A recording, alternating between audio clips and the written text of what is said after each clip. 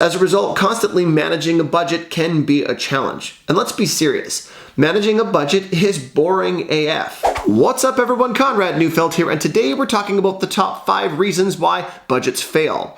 We're also going to talk about the anti-budget strategy and if it makes sense for you, and if time permitting, if I can keep this video short enough, we'll also cover my daily allocation strategy, which takes a minimal amount of effort but has a significant impact on your ability to save. So make sure you stick to the end of this video for that. Before we talk about what an anti-budget strategy is though, we need to first have a fundamental understanding of what a budget is, and more importantly, why traditional budgets usually fail. Simply put, a budget is an estimate or plan for your income and expenses, your cash inflows and outflows over a set period of time. So for the case of most households, that usually means it's a monthly plan for the money coming in and money going out of your bank account. Simple enough. So why then do most budgets fail? Let's go through the top 5 reasons why budgets typically fail, because understanding these can go a long way in helping you hit your own savings goals. Number 5, you don't know your numbers.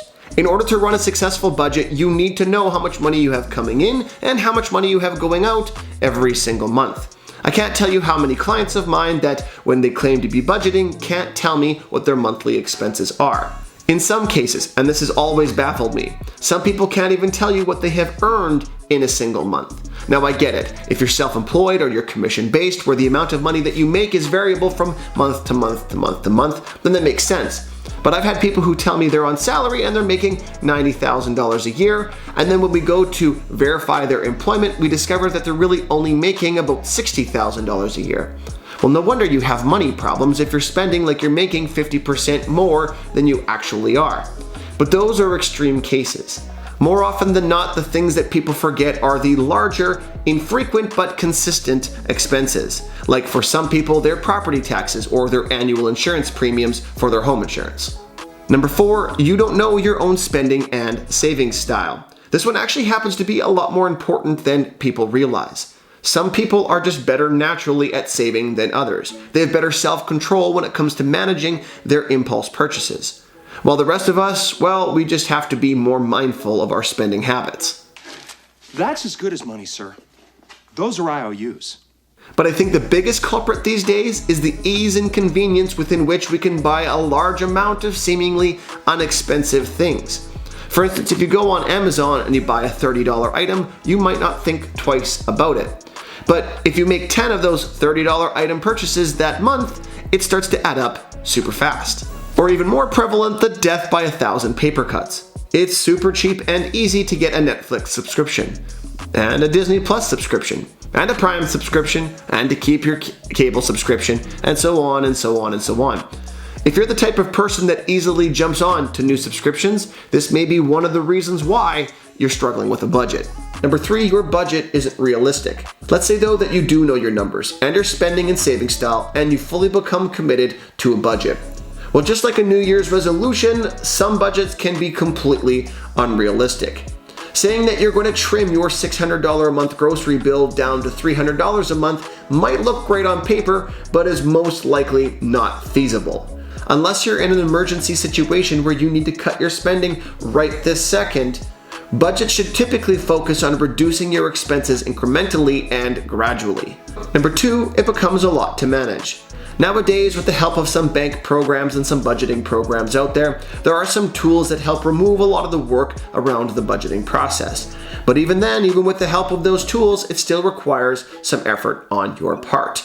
And after a long day of work, extracurricular activities, pets, kids, or both, people are tired.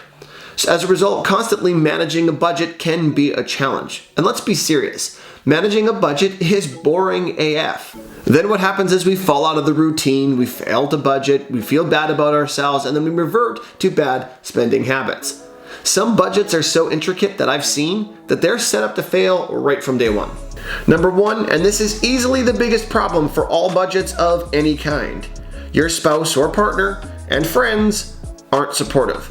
You can have the best budget in the world, the best intentions in the world, the best self-control in the world. But if you have a spouse or partner committing your family to reoccurring expenses or going on continuous shopping sprees, you're going to struggle to get ahead. And unfortunately for some couples, this extra tension on that relationship might be enough to end it. So then how does an anti-budget differ?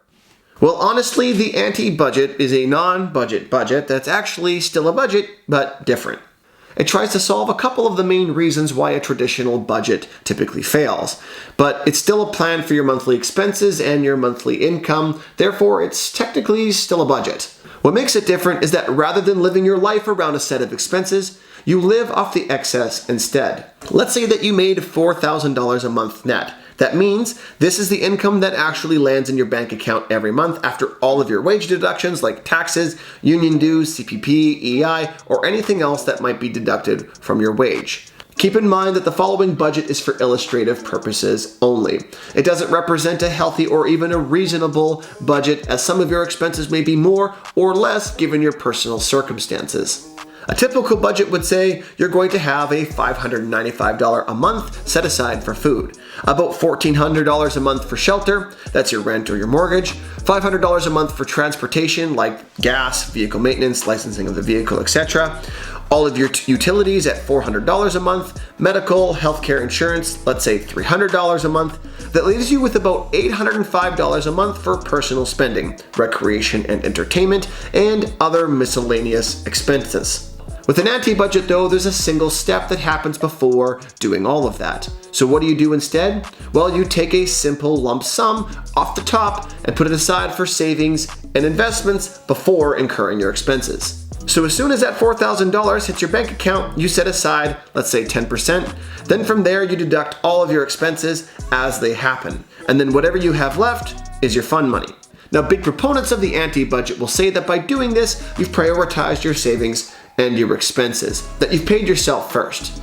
And in doing that, it doesn't matter so much what your monthly expenses are in terms of groceries and transportations, because that will all balance itself out in the end, because it will simply reduce the amount of fun money that you have to spend at the end of the month.